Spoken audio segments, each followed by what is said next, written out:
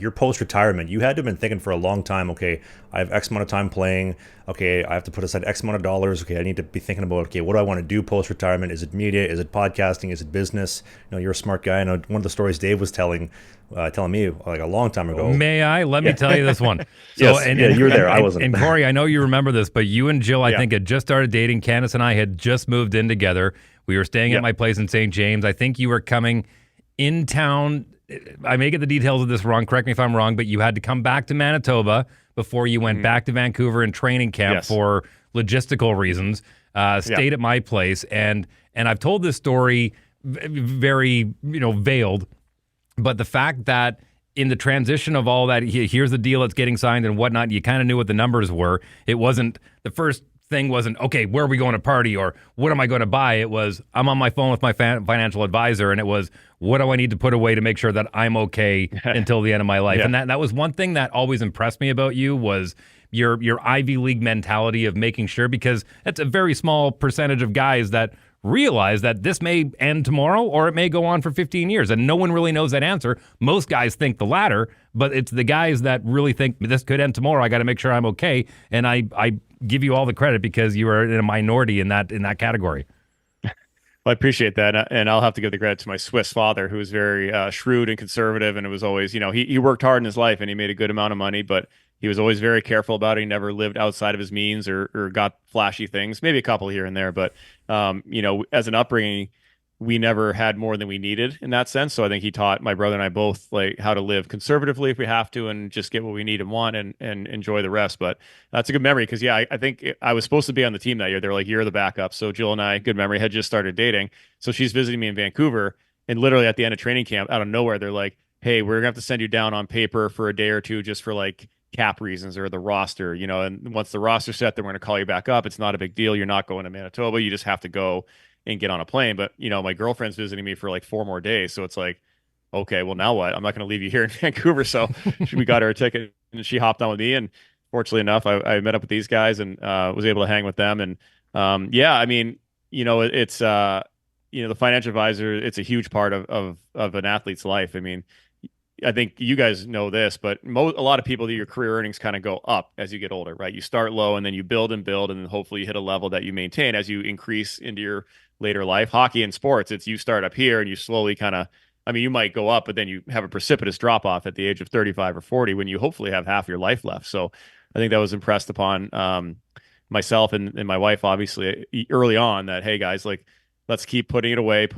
So that when you're done playing, you don't have to go do something you don't want to do. If you want to go do something and add on, that's great. But this, your portfolio, whatever you save throughout your career, hopefully will kick off enough that it gives you a bit of a safety net in retirement. And again, I was blessed to have earned more money than I ever could imagine, at that point when I was with you in Winnipeg all those years ago. So that's become a little bit easier. But yeah, it is the foresight. I would get emails from my advisor all the time about like the broke, like the broke series of guys who went bankrupt and spent all their money. And it's a slippery slope, man. It's, you hate to say it, but like, you get used to a certain lifestyle. You get paychecks rolling in at a certain amount, and you kind of live that way. And then all of a sudden they stop or they go down. It's like, oh, we have to make a pretty significant adjustment to our life. And it sounds silly at that level of income, but for anybody, if you're making X amount, all of a sudden it gets cut in half, like you still have to make that adjustment because you've been used to living and spending a certain amount of money to maintain your life. So it is a bit of an awakening for everybody. And, even for us, we had to, make some changes in lifestyle because we can't just keep spending money the way we were when I was at my peak of earning. And we both understand that. And we've been slowly sort of ratcheting down and simplifying our lives because all the extra stuff adds up pretty quickly. So we're getting used to that and totally fine with it. We have everything we need, thankfully. But as you said, Dave, our financial advisor has been a big part of that. I was going to ask if you had any specifics on that. I know you mentioned like ratcheting down and kind of like, pulling back some of the finances. Like, is there anything specific, like advice-wise, like things that you pulled back going from like playing full-time to now with the NHL Network and that same, income isn't coming in?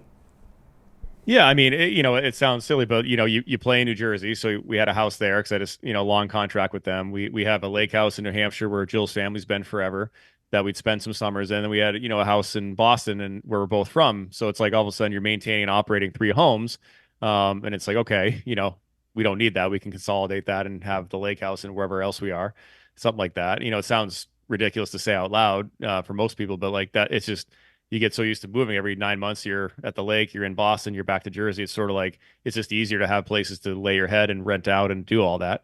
So, that's one area. And also just like the extraneous expenditures, sometimes things slip between the cracks, or, you kind of lose track of memberships or clubs or signups or things you've been doing in different places you live. And all of a sudden you're like, holy crap, I'm paying, $200 a month to Equinox in Jersey. And we moved like a year ago from Jersey. Like, let's cut that out, So it's just things you sort of lose track of when you move around so much. Cause that's the other part. And Dave, like when you're a nomad a bit and you move a lot, it's like easy to lose sight of things. Or, hey, we have 2 places, let's buy one of each for each place. And all of a sudden you're like, okay, can we, not do that and just have one that we bring back and forth, or, just, we don't need it here, but we need it there. So, it's a bit of a vague or a broad answer, but just sort of, like I said, just consolidating and streamlining your life, because again, it's easy to sort of be like, all right, we'll just have one of everything everywhere we live, and then we don't have to worry about it. And all of a sudden you move from one house and shut it down. You're like, oh, now we have like 2 of everything.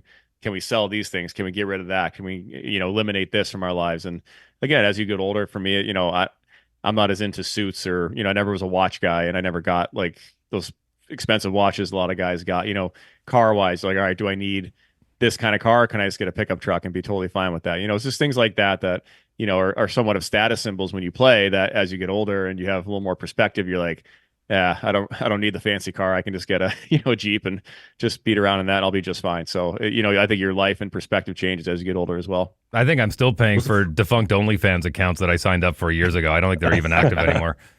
Your own or somebody else's? Mine too, yeah. Yeah. Don't forget about that. Hey, more hockey content. It's might be old, it might be new, it might be a full episode, it might be a half episode, but you can click these boxes, because who doesn't like clicking boxes?